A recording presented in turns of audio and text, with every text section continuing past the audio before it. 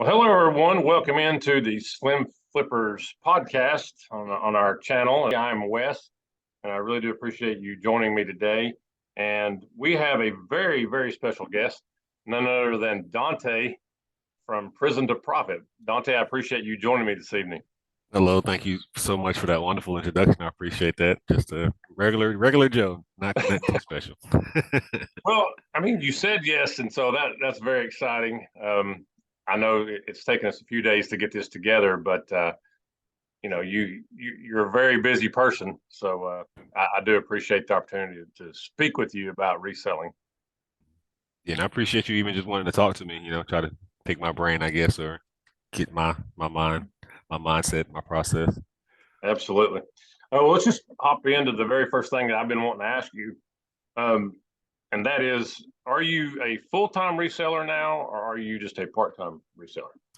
I am a full-time reseller. I've been a full-time reseller for probably about 3 years now. Part-time before that, maybe 2.5 years before that, before I dove into what is now my full-time reselling gig. But yeah, reselling is my main income. Um, so, what would you be doing if you were not in the reselling business? Have you thought about? Oh man, 100% I would be a server still. Before I was a reseller, I was actually a server. Well, I made the transition from a server to a manager. I hated the managing lifestyle. I think that's what really pushed me into the reselling industry. So if I wasn't a reseller right now, I'd probably be a server because I think servers, I don't think I know servers make a lot of money, especially in the right restaurant. Right. And you said you were a manager. Yeah, I was serving at like three restaurants, and then I became a manager at this restaurant called Golden Corral in Greenville. Right before, like I said, I took the job to become a full-time reseller. Okay. All right. Um, and then again, what what was the thing that launched you into reselling, other than like you were talking about some of your jobs and stuff? But what really gave you that push or that? Honestly, for me, it was YouTube. Just I don't even, and I can't even remember who came across my channel first, why reselling popped up, but I just remember some guy was going in a Goodwill and he was reselling stuff. He was buying the DVD VCR combos. Those were his niche pretty much, and he used to buy those all the time and other little electronics from Goodwill and send them to Amazon. And I was like, man, there's no way that this is possible. There's that much profit out there. So I figured I'd give it a shot, man. So that's how I initially got started. Well, I'm kind of going off script real quick because I was listening to one of your videos the other day, and you were talking about how when you were in prison, you started taking a class, Dave Ramsey, Yeah, and the goat. I have done that myself, and so I was kind of fascinated by that. And I was like, well, maybe that's what kind of pushed him into it, or I guess found your niche that you were wanting to do. Can you kind of talk about the Dave Ramsey experience?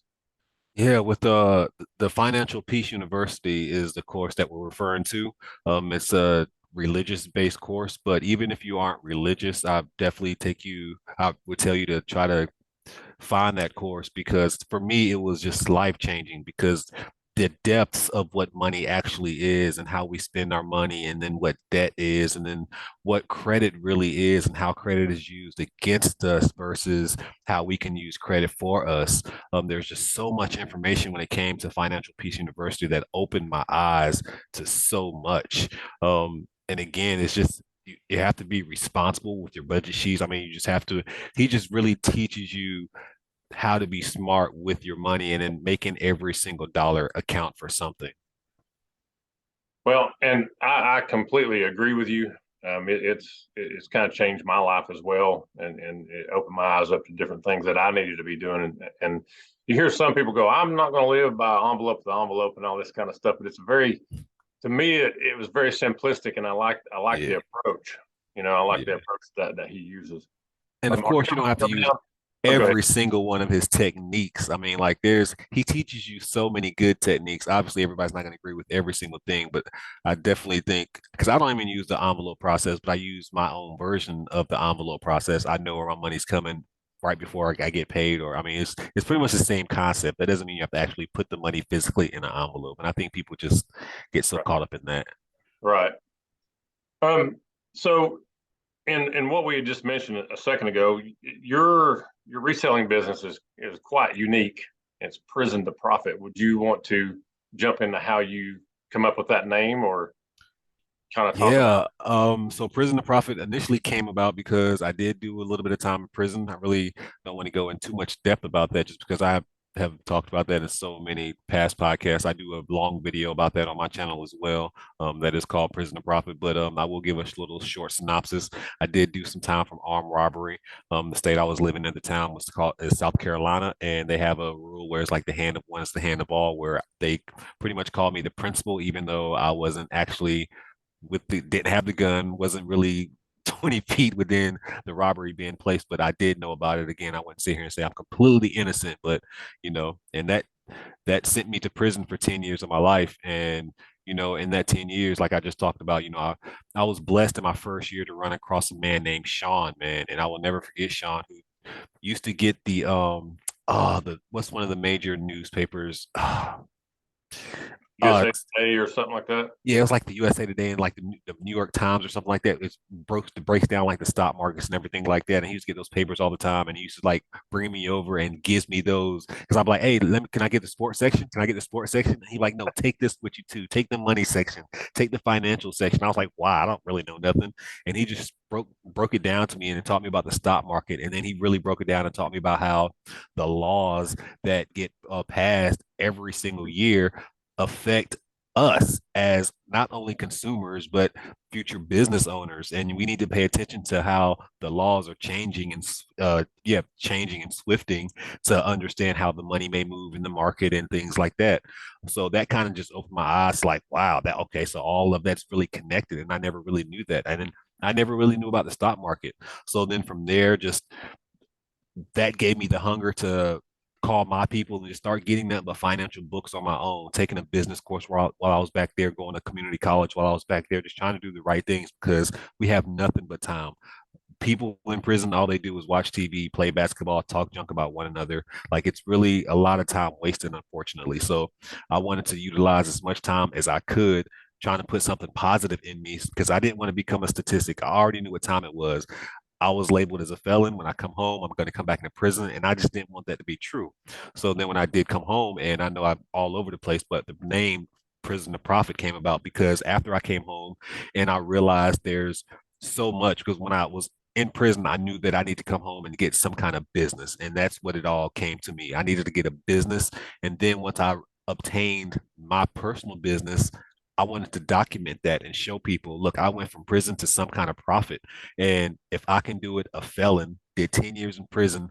And this is nothing braggadocious. Sometimes when people speak, some people say, oh, he's trying to brag. But no, it's really me trying to educate people and let them know that, hey, if I did it, yo, you can probably do it 20,000 times better than me. If I can do it, I don't think I'm the smartest person in the world. Anybody can do it. And that's really my motto. This dude went to prison for 10 years, have so many bad records on my own. I have so many bad criminal charges on my criminal record previously, me doing the little 10 years, and then coming home. And now 2 years out, I surpassed everybody who was already on the streets. They were still struggling. I had two cars paid off. I was pretty much out of debt completely. And then those were definitely by using a lot of the principles from the course that we spoke about previously. But I just wanted to show people, like, no matter what your background was. I mean, mainly if fatherless, that's one of my main principles too. I just believe broken homes, a lot of people chase money for the wrong reasons. They don't know the proper way to get money. So I just wanted to kind of be an example and show even like single mothers, man, if I can do it, if I can go from prison to profit, you can too. And I just hope somebody else would catch a video or two. Well, I was thinking about this too when I was listening to you talking about Dave Ramsey. He always has a lot of people that come on his show. I guess they're located down in Nashville.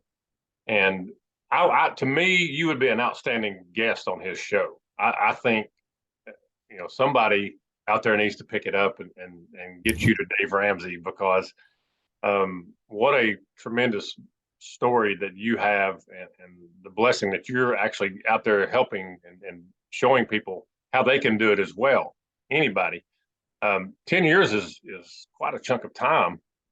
Like you said, that's all you had was time, and you made the best of it. So kudos to you for diving in and going after what you wanted and continuing to do so. I I'm thoroughly impressed with you. When I first found your station, the Prison of Profit, I was like, what is this? Was this Prison of Profit thing? And that's what got me to click on it, and probably like a lot of other people too. But when I dove into your videos, I mean, I watch them all the time. Um, I'm thoroughly impressed with you, Dante. I like how you carry yourself, and it's a great thing, and that's why I wanted to talk to you today. I appreciate that for real. Like it's so it's humbling, man, because I mean, I do talk about a lot of things on my channel. Sometimes I even go talk about my personal life a little bit on my channel, and it's just, it's crazy to tell the 13 to 18-year-old Dante, or even the younger Dante before that, like, in 20 years you're gonna do all this time, and then it was for a reason that you didn't even know. Like it's kind of bonkers to see it, man. It's so humbling, man. And I'm thankful for people like you guys because I also feel like now that I put myself out there, like I just can't give up. Like y'all give me another reason not to give up, because Keep going, man. Keep going yeah, for sure. yeah. It's like I got to do it for y'all too, not just me and my family. Got to do it for y'all. I got to show like, we can't give up, even the times that we want to give up. Well, you're a very bright light in an otherwise hard world that we do live in, um, and I especially appreciate what you do and how you do it, the way you carry yourself. You got a great voice to listen to. I mean, it's just even in the background, I'm like, who you listen to? And my wife's hollering at me, who you listen to? Oh, Prison of Prophet, he's on. Got him on back there. Well, you're not even watching it. I don't have to. It's Dante. So it's one of those things you feel like people. Oh, it's Dante. It's not. But and you kind of just jumped into where I was going. If you could go back to that young man that you were when you messed up or whatever, what would be something that you would love to tell that young man other than the what's coming? Mhm. How would you speak to yourself? Man, honestly, man, that's something that a lot of people get asked, and it's just so hard what you would tell yourself. A lot of people say that I'll go back and like I would just tell myself all the lottery numbers or something crazy like that. But honestly, because still, even as adult, life is ever changing. No matter what we say and how we plan, we can say, you know what, even 5 years ago, like I knew I wanted to be something, but I never knew this would be the something that I would become. 5 years from now, yeah, I say I want this, this, and this, but even though it may not happen in the way that I said in 2023, maybe 2028 something else happened along the lines where it's still a great thing, but it wasn't the exact thing that I said. And that's what's been happening in my life. So I probably would just tell myself, man, the ride that you're on is for a reason. Just try to try to take the down moments and understand that there's a lesson in them, and then try to take the good moments that there's a blessing in those. Because again, I just go back to what Prison of Profit has become. It never would have been if I never went to prison. If I would never committed those petty little crimes and led me to the road where the judge was like, well, we're going to give you 10 years, like, which is complete bonkers. I didn't deserve 10 years. I probably would deserve a year realistically, but giving me 10 years of my life, that's just crazy. But that's a whole nother subject. But just that happened. And in that moment when they told me 10 years, it was like, what the hell? Like, and then it's like, how can you see yourself living 10 years in nothingness? You're going to jail. So yeah, even all that. And I now say like I am not grateful for prison, but at the same time, like I understand why I had to go. So I would just tell myself just to enjoy whatever ride you're on. Well, and I think there was a video you were sitting in the airport. I think you were on your way heading to prison, or you were talking about. I don't know if that was the moment you were doing it, but Mhm. what's running through your head at that moment when you're basically going to turn yourself in? I mean, what? So for that video, that was for the TV show 60 Days In. That's when I was going to jail for that. Um, that was that was serene in a different kind of way because I knew I was going back to a jail for what I thought, and I had every intention of going for a good reason, but when you think about what reason you're going for, that was always still hard to find because I just go back to the statement that I just made. Like we could plan something, or I'm gonna go back there and I'm gonna teach everybody about reselling. But it's like everybody's not going to hear that. Like it's this is still the real world. Right. It's a bunch of inmates. They're all there for, you know what I'm saying? Nobody wants to hear nothing positive all the time. But then again, there are people back there who need to get around somebody who can probably teach them something positive because they've never been around anybody who dropped some kind of knowledge of change and difference in their life. And that's what they've been missing. And that's what a lot of us missing, especially in my community when I speak specifically about the Black community, man, as we've been raised. Like there was no, I'd never heard of a financial freedom class or any kind of finances growing up, how I should save my money, how when I'm living when I'm 23 and just throwing all my money down the drain is going to affect me when I'm 65 if the Lord allows me to live that long. Like, how am I going to survive?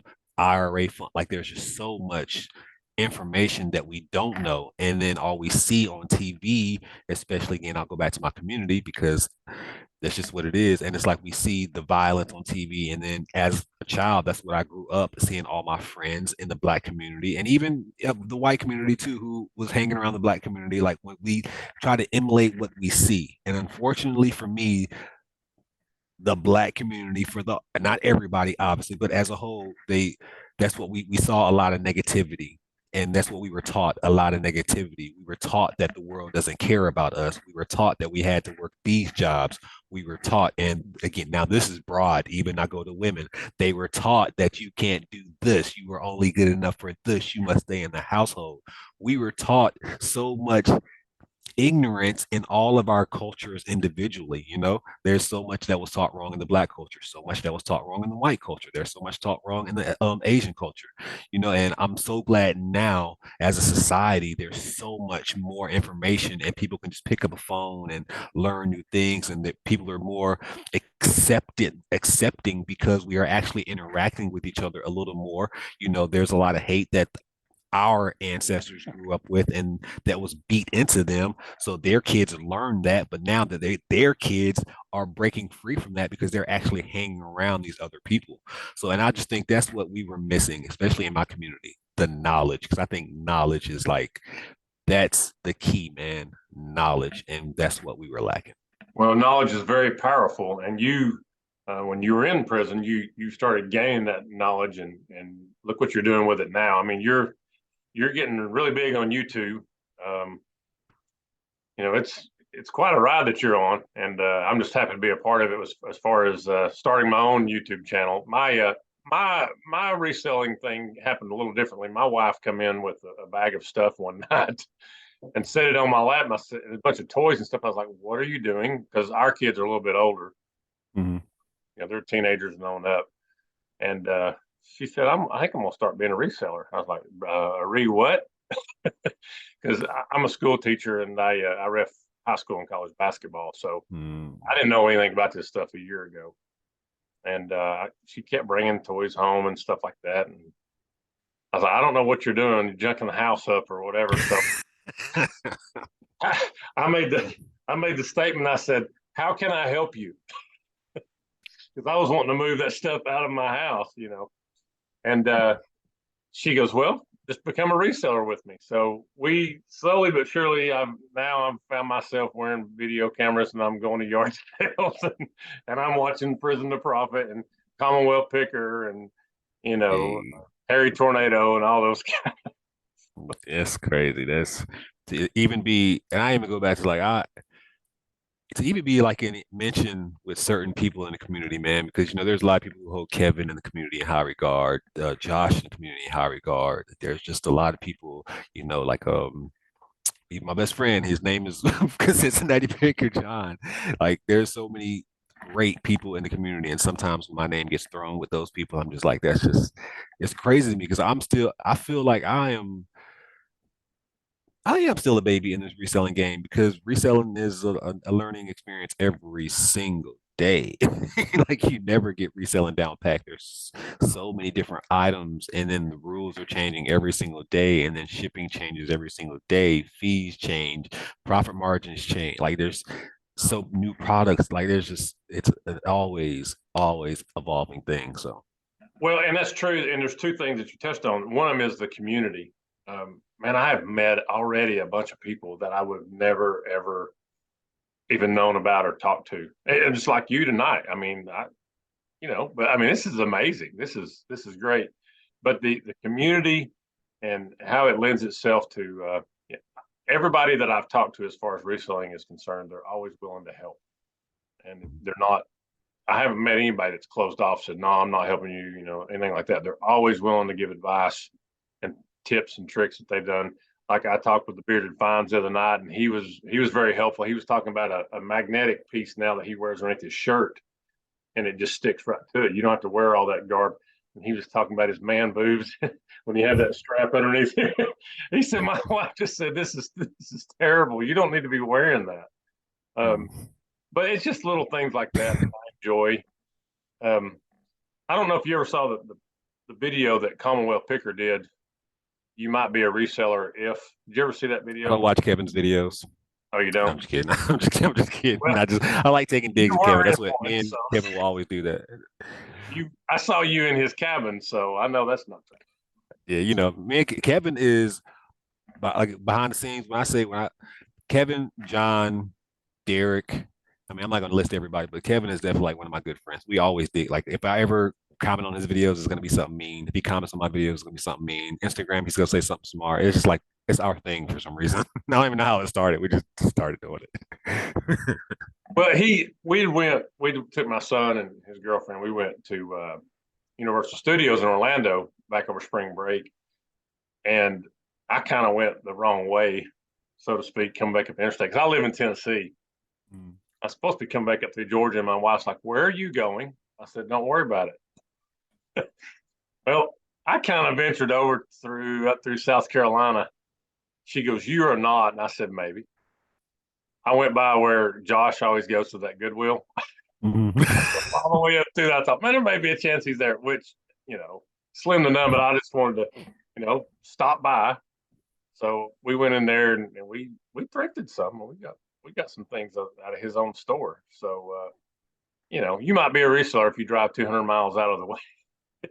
I know this is just because you touched on his name, Josh Harritornell. This Josh, I have to give him a lot of credit too about my YouTube, man, because one random day, so I live in Greenville, South Carolina. I'm trying to be, I'm long-winded, so I apologize for that. I It's ramble, completely so fine. And let me stop you before you start. Greenville, South Carolina. I had a brother that played at Furman University.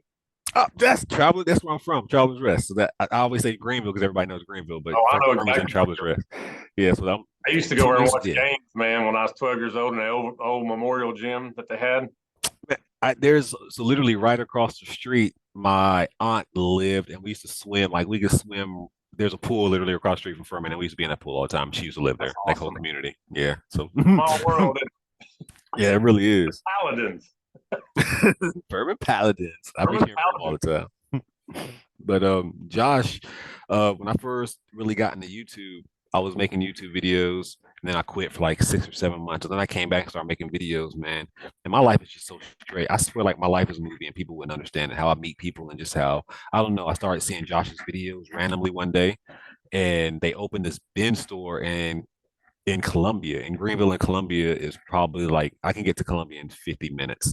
So I go there all the time. And plus my mom lives there, so I definitely go all the time. And my best friend. But anyways, again, I'm long-winded. I say stuff that I don't need to say.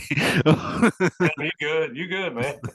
So but went to the new bin store that was opening up, and I happened to be on Josh's live one day. I was like, "Hey man, there's a bin store opening up. You should go to it." And he was like, "Yeah, whatever." Kind of like brushed me off in the comments because obviously there's a lot of comments in this comment section.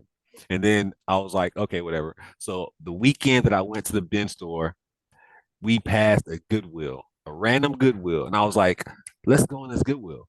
Went inside the Goodwill. Guess who I see standing in there thrifting? At this time, I probably had like 700 subscribers, maybe over 1,000. I'm not sure. No, Josh is the one. Yeah, so maybe I had like 700 subscribers or something like that. And I walked in there, and there was Josh, and I was like, "This is so funny." I, I told my girl at the time, I was like, "I should go say something to him, And she was like, yeah, why not? She was like, it's meant to be. You always, this crazy stuff always happens to you. So I went up to him. I was like, what's up, man? I'm Prisoner Prophet, yada, yada, yada. And back then I used to be kind of shy to say my name, Prisoner Prophet, because there was these other major YouTubers out there. There were a couple, and I commented on their video one day, and they said some rude stuff to me. So I was kind of like turned off of saying who I was. So I told Josh that, and Josh was like, "Oh, cool, man. You want to get a picture?" Josh was real friendly. And then from that moment, probably like 2 weeks later, Josh was doing another live. I was in this live, and Josh had seen me probably like 3 days in that bin store. Because in that Goodwill, I told Josh again in person, there's a bin store. You need to go to it. I'm telling you, bins are what's hitting for. Josh ended up going. I see him one day. I have my cell phone on my chest, like a GoPro would be. Right. Josh saw that and he was like, huh, okay. The very next week, Josh did a live and gave me a GoPro Oh, that's just all. randomly. Like I popped up in his live and he was like, man, so I don't know, but something's coming over me and I need to give you a GoPro. And he gave me a GoPro on his live. And when he did that, he gave me a shout out. Probably the next week, he told me we met up again. He put me in this video and he pushed me over the 1,000 subscriber edge, man. Josh gave me like 1,400 subscribers in like a day. So Wow. shout out to Josh. I just took 20 minutes to tell a Josh story, guys. So yeah. Well, I'm sure a lot of people are listening to it. Hopefully, who knows? Maybe you can push me up to at least 100 subscribers. Anyway.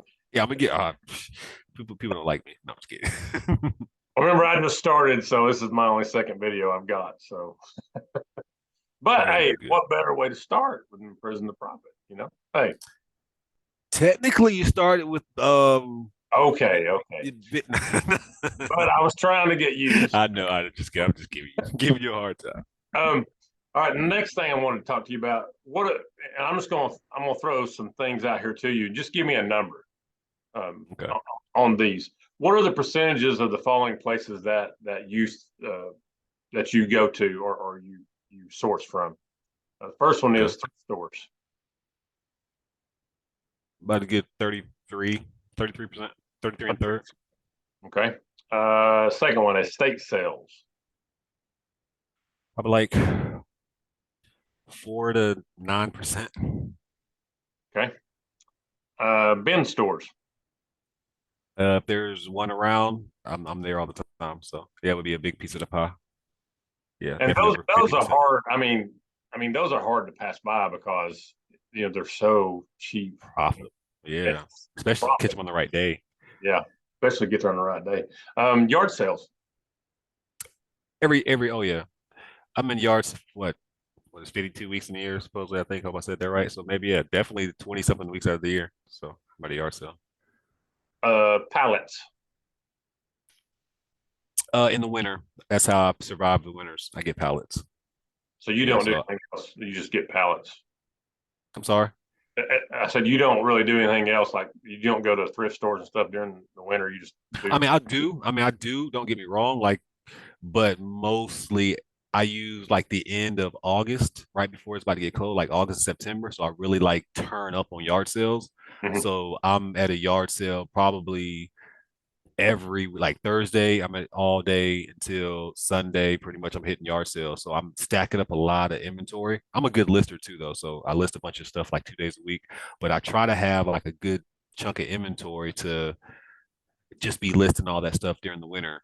So that way I have enough inventory to last me through the winter. And then I'll order pallets as well to just Right. keep me up. But I hate the cold. I don't like going out in the cold.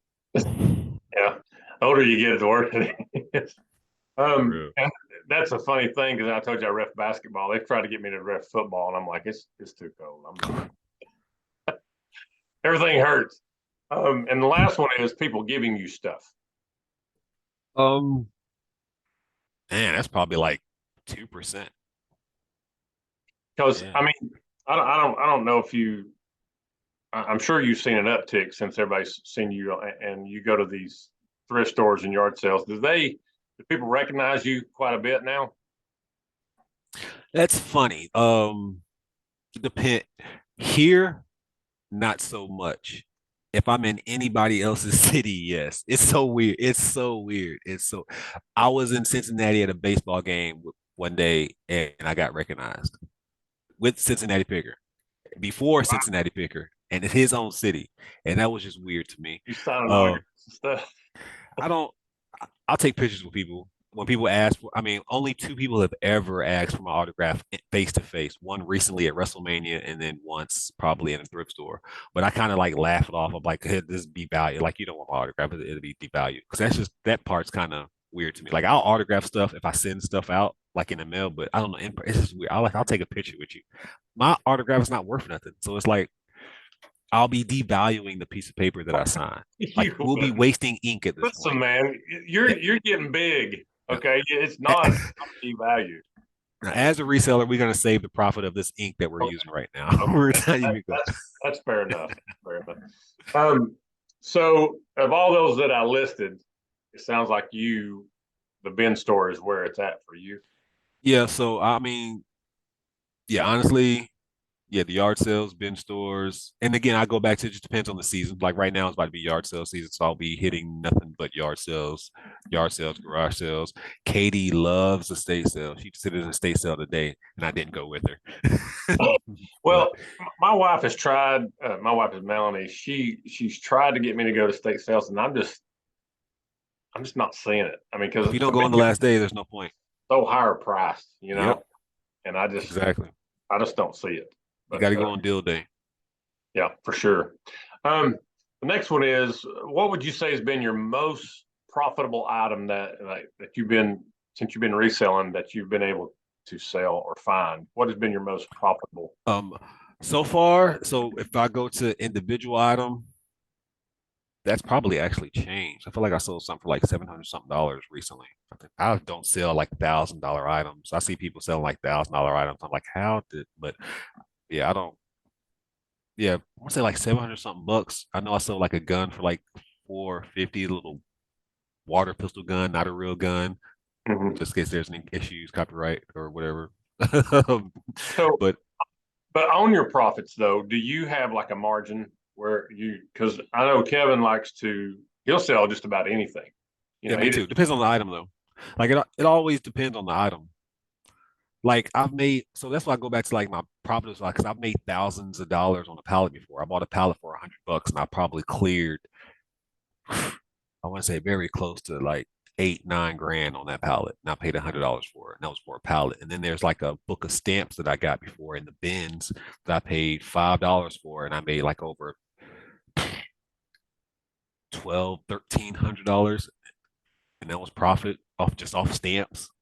So I mean, I find items like that a lot, but that's bin stuff, and you're not gonna find that nowadays anyway because bins are so saturated nowadays, and then the prices have gone up for gas for these bin store owners who are trying to get inventory, and inventory's up, so it's like that whole cycle's affecting them, so they're not putting good stuff in the bins anymore, and majority of the bin owners have eBay stores. So if you ever want to know if a bin store is going to be good, I recommend that you just get on eBay. And if you see the name of a bin store is called Mike's Bin Store, get on eBay and look up Mike's Bin Store. And if you see Mike's Bin Store on eBay, then you know all of their good products are on eBay. okay. Well, and the reason why I was asking you that, like if you have a cutoff, like NC Picker, I've noticed here in the last few videos that he's been doing, he set himself a limit at $15. He's trying to go through his entire whatever he's got and sell that on whatnot and everything like that and get rid of it. But I think he's trying to hold a line now at $15 and higher. Um, I'm like you, although I'll just sell anything and everything, and it doesn't matter to me, as long as Yeah, we I mean, don't. I just it's hard. So if I'm picking individual items and I go out there and I see an item for $1 and it's only going to make me like $3, I'll probably leave it behind. But if I go out there and I see an item that's $5 and it's only going to bring me $5, if I see the sell through rate is selling every single day and the item's probably going to sell, I'm going to get that item because I know it's going to be a quick $5. But in the same aspect, if I see another item that's $5 and can bring me a $10 profit margin, but that $10 profit margin might not come for 20 months because it has a bad rank or it has a bad sell through rate. I may never touch that item. So people are gonna be like, well, how come you left a $10 profit, but you grabbed the $5 profit? Because the sell-through rate was amazing. So I went ahead and grabbed it. And then you have the instances where I bought a whole pallet of inventory. There are items in pallets of inventory that's only worth $5, $7, $8. I'm gonna list them bad boys because that's part of the pallet and that's part of the profit margin for the pallet.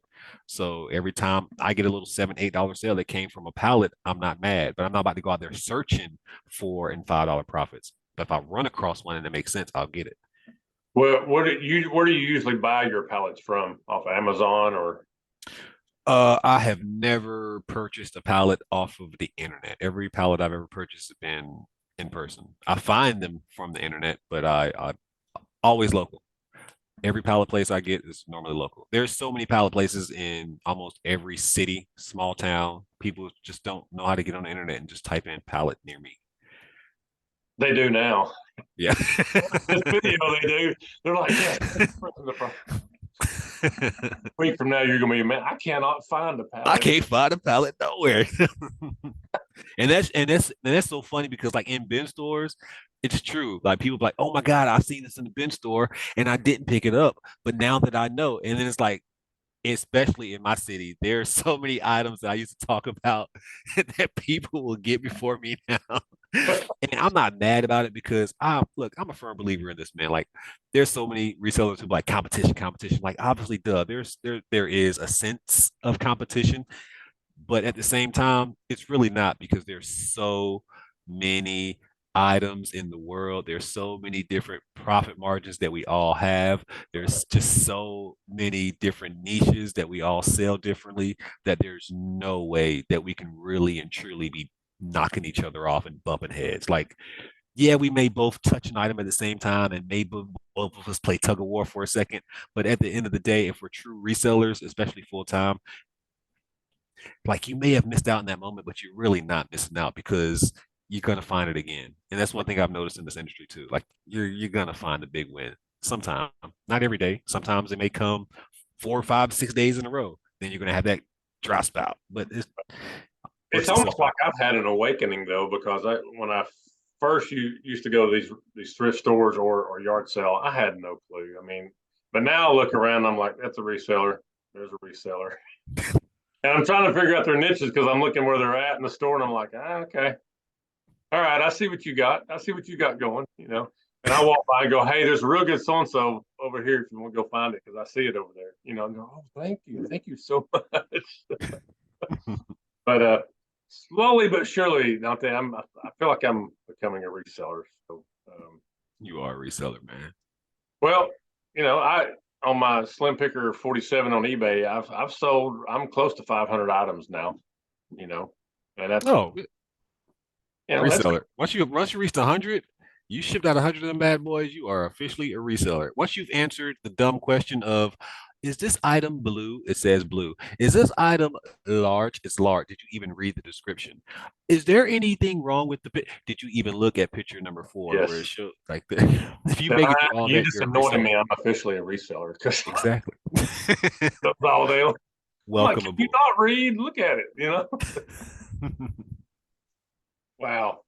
So, um, now let's do the reverse real quick. I know you're a busy individual, and I won't keep you too much longer. But what's your biggest bust that you would say of a Oh deal? man, so my biggest bust was a generator. And the sad part about it is I got this generator for free. So it was a free generator and I put it on eBay. And this was like my beginning stages of selling on eBay. Probably still a fresh little puppy wet behind the ears. Um, and I listed the generator, boom, did good. It sold, boom. I think I listed it for maybe like $50 or something like that. And then it sold. But then when I went to go ship it, shipping said $90 and some change. And I'm like, what? I don't even have $90 in my account right now. How am I gonna ship this thing out? You just So paying them to take it. yeah, and that's when I learned. Like when I hit sell similar, I didn't go back and check because sometimes you hit sell similar, the people previously didn't enter the correct shipping information. So they just put like a pound or it might say 3 ounces or something like that. Well, And if anybody's got a generator out there, be careful to follow his his list because and, it's and messed this up. thing was heavy. I'm talking about, I would have rather drove that thing to Indiana from South Carolina than pay that $90 a shipping. I was like, because gas is only like $2 then too. So it was Well, you affordable. literally could have drove it up there and then thrifted on your way back. Ex- See? Trust me, I thought about it. I mean, it was to the last minute before I even think I sent that thing out. I was like, you know what, this is a learning lesson.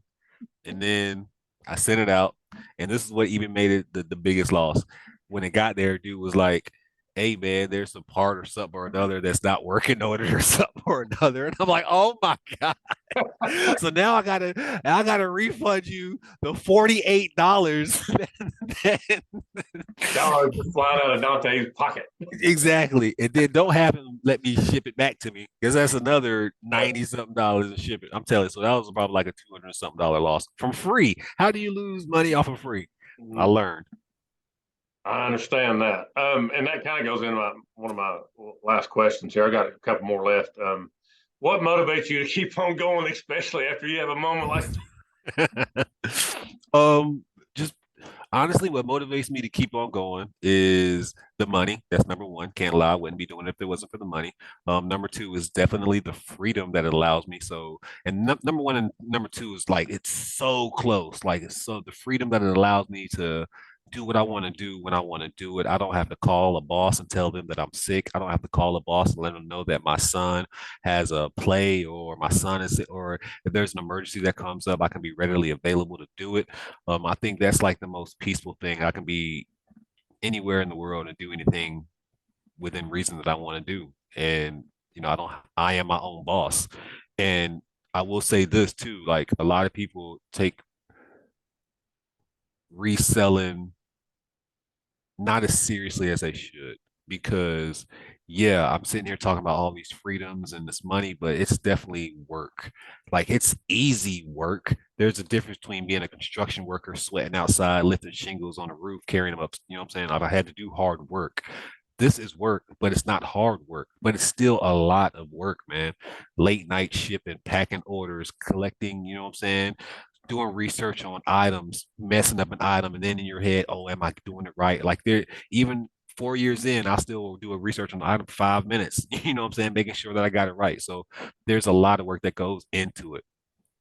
My house is a disaster sometimes after a good listing day. There's like behind the scenes stuff that's annoying. Like you said, the stuff, like even for me, I use Whatnot now because I hate all my stuff. Like there's a lot of stuff and it's like, oh, I hate stuff. Normally whatnot. I have like a Next storage building question. or something. Yeah, like normally I get storage buildings, but yeah, just the freedom in itself, man, reselling gives you not and reselling got me out of debt, man. Like I was in debt before reselling, and I started with $30. I literally turned $30 into whatever is in my bank account. Okay, that's a lot. I had other money, but I started with $30 off of reselling. Well, But I turned I turned that $30. listen, Dave Ramsey, listen. But I turned $30 into like it's been what 4 years now to hundreds of thousands of dollars. Let's put it that way. That's awesome. Hundreds. We're gonna say hundreds. Yeah, yeah, yeah, yeah. We're hundreds of thousands. It's been for yeah, hundreds of thousands of dollars that we turned $30 into. Like, That's awesome. if I stop reselling today and I don't sell another item, like I won't be in a loss. Like, obviously, it sucks. I'll have a bunch of dead inventory, but it won't be a loss. I can easily just go get a job and be in the green, and that's what it's about, man. Reselling has always kept me in the green. I always invest the money right back into my business. You know what I'm saying? You already know, Dave, invest certain, we already know what time it is. So Right. yeah, so obviously we've been beating this Dave Ramsey course in your head, guys. So if you are listening, make sure that you go get this financial freedom class because obviously if we've talked about it this much, it must do something. So yeah, that course is really Unfortunately, we're not paid endorsers. I So, know, right? I need it. Matter of fact, don't get it until they pay us. yeah, if you do get it, mention us. Okay. Yeah, at us, and then we need our slice. I just want 3% of all sales. I'll be good. But you were talking about, you're constantly working. And when I went to Orlando, you know, in the back of my head, I had that trip going over to the Goodwill, the bins. And we got down to Orlando. We went to two different bin stores while we were down there. And then I hit another couple other places. And boy, our car come back with a whole lot more than when we went down. So, Hey, and that's I mean, Dante, I'm seriously shoving it anywhere and everywhere I can to pack that car with. So, yeah, that's what you're supposed to do. Like, and that's the beauty about it too, because as you're having fun, like, and even reselling is fun. There's day, especially the sourcing part. Sourcing part is definitely fun. The listing part and all that stuff sucks. Nobody likes listing, but like the sourcing, finding items, and then once you find an item, because sometimes you're out there all droopy. Yeah, I got to go reselling today, and then yada yada, and you grab a little $3 item, whatever. This sucks, and you pick it up, and then you check that sold comp, $75. Oh my, I love this job. And it's like, you know what I'm saying? That's the adrenaline that you needed for the day. You got all your endorphins and everything going for you. And it's reselling is just it's so beautiful for those moments, man. And you can it's go on those high vacation and pay for your vacation. I'm Yeah, it's sorry. like a little rush, like you said, those little rushes that you get. You're like, oh wow, man! One of my most terrific sales, my wife still cannot believe. I don't know if you know what kind of shoes these are. Converse Weapons. They were from the mid '80s. Okay, and this is back when I was in high school, so I'm a little bit older than you. But I wore these shoes in high school. Larry Bird, Magic Johnson, all those guys wore these. Bernard King. I had a pair of them. They were red and white. I held on to those, Dante, for 36 years. I have them in a box in my closet because it was just one of my things from my high school. I thought, you know what, I'm just going to throw it up there and see what happens. They sold for 75. And I put in the description, listen, they're dry rotted. They're not in good shape. And I actually have a quick video on my Instagram. You need to go through there and look and find that video. Yeah, I Um, will. Yeah, I it's definitely on will. there. You can see it. I got the Harlem Globetrotters music playing to it. And Uh, isn't it so crazy the stuff like I don't know everybody says as resellers, if I would have known all the stuff that I had when I was a kid, we would be close to millionaires. All the vintage stuff that we had in the 80s and man, even 90s, and you would have saved all that stuff that we just love, like even all my video game systems and just like, shoot, just whatever. That stuff is worth so much money. Comic books, Have just you ever looked at any pictures of you when you were young and you're not looking at you, but you're looking back in the background like what you were playing with and stuff? You're like, if I just had that. that's so funny. I did the same. I was wearing this Charlotte Hornet jacket, this little starter Charlotte Hornet jacket. I was like, man, if I had that today, man, I know I'd get about 190, Mhm. 200. Just had that. But now I'm getting all the little collectible toys I see. Put them in a box, son. When you're 50, this is your little investing, man. That's This part is of your investing nest too. egg. For real. It's gonna hold inflation better than some money will in certain aspects and certain accounts. Some money market accounts are going bad, but that's a whole other subject that we're not gonna get into right now. Well, I got two other things. Whatnot. I've not jumped into that yet. I'm not. I'm not ready for that one yet. But how's it going for you? Use prisoner code. Oh, you prisoner code. Use code. Use Prison the code code. prison to profit for whatnot. So here's the thing about whatnot. It's another platform that helps me get money. I'm not gonna lie. Every time I go whatnot, I feel like it pays a bill. And that's how I like breaking things down in my life. Like, is this gonna pay a bill when I do it? Is this gonna generate enough hourly rate for me? And it does. I think if anything pays you over $100 an hour, you can do it. Um, whatnot can do that depending on what the items you have, what you're going to list. Obviously, some people say following matters, and it kind of does a little bit, but it doesn't because I really didn't promote my whatnot like that on my page. I thought whatnot was going to do that for me organically, and they didn't, and some things had to happen. But at the same time, I feel like whatnot is a great platform for you to get, like you said, Dave was doing. I have a bunch of items in my eBay store, $15 and under. Let me just go get those, put them on whatnot, see what I can get, see what I can get. Oh, I had items in my inventory for 2 years. Let me put them on whatnot, see what I can get. If you're getting bulk inventory, just throw it on whatnot. If you're just tired of looking at it, I'm throwing on whatnot. I mean, I definitely recommend whatnot for anybody just looking for something else to add because we have to always have way more than one basket, man. And That's how I look at Whatnot. It's just another one basket. I can get that quick money, man, and I can liquidate inventory, go buy new inventory, and make more profit. You flush that inventory that you have that's stagnated and just sits there and does nothing Exactly. but take up your space in your house. Exactly. That part. There's a And common that's why theme. I love Whatnot. Because I hate a clog. Like if you really knew, I wish I could like take a picture of how all that looked behind me. And no, nobody can see any of this. I don't even know I'm talking about this. But behind me I had a bunch of inventory and now I don't. It's thanks to Whatnot. And I love it. I can condense all of my stuff into a tighter space because I can get rid of so much more inventory because of Whatnot.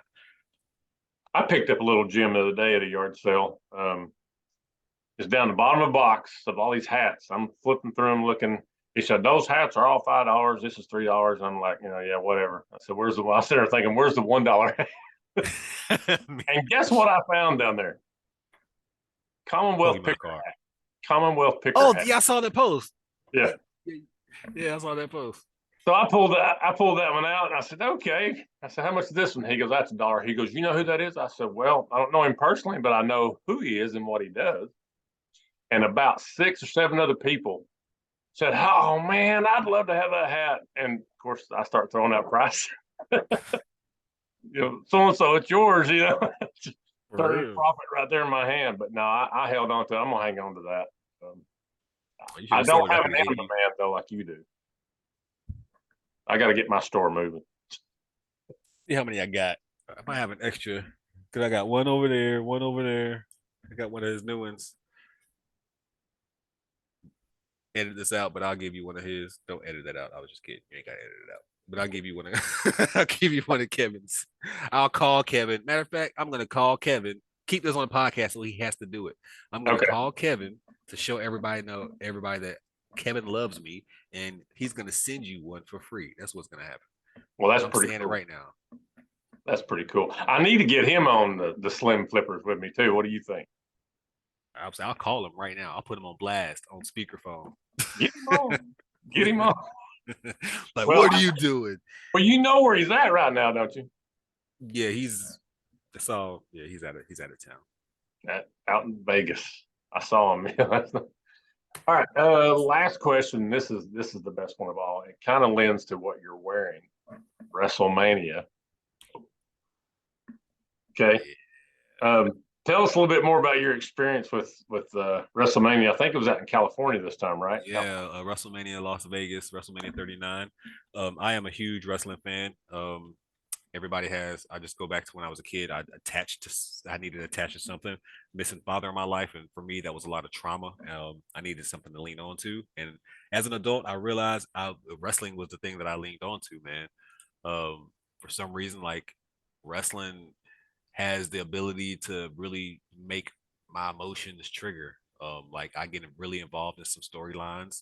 Again, I do know it's fake, it's storylines, but at the same time, like it still engages you.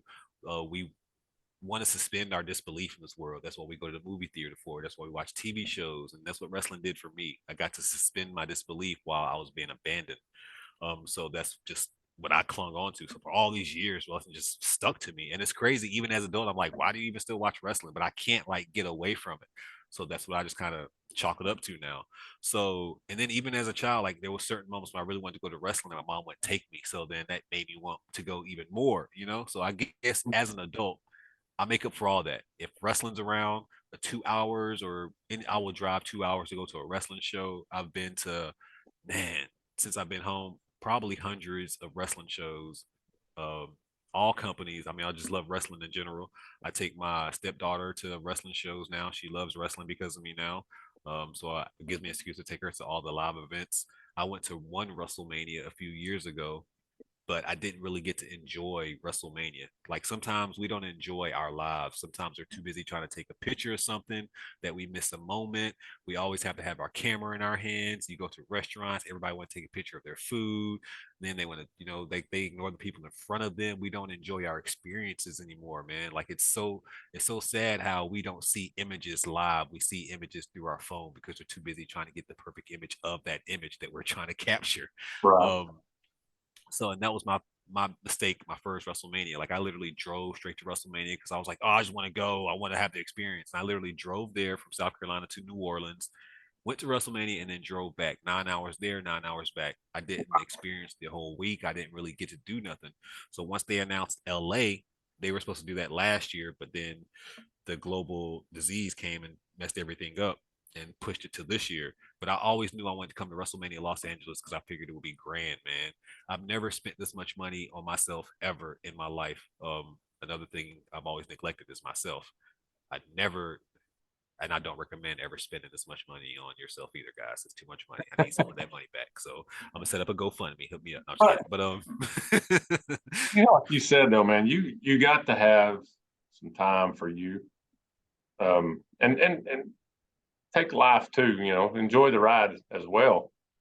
Sometimes we just get I guess, too caught up in the daily grind of just going, going, going, going, and you gotta step back. And I'm glad that you had that opportunity to do that. Now, another full disclosure here, my wife is a super duper fan of wrestling. I am not, but oh, but I've slowly gotten into it. Like last night, we've been watching these things on here, and I was talking about, this is my second interview now. I have had other YouTube channels that I did a thing for my students at my school, and I ended up getting Kane to do an interview with me.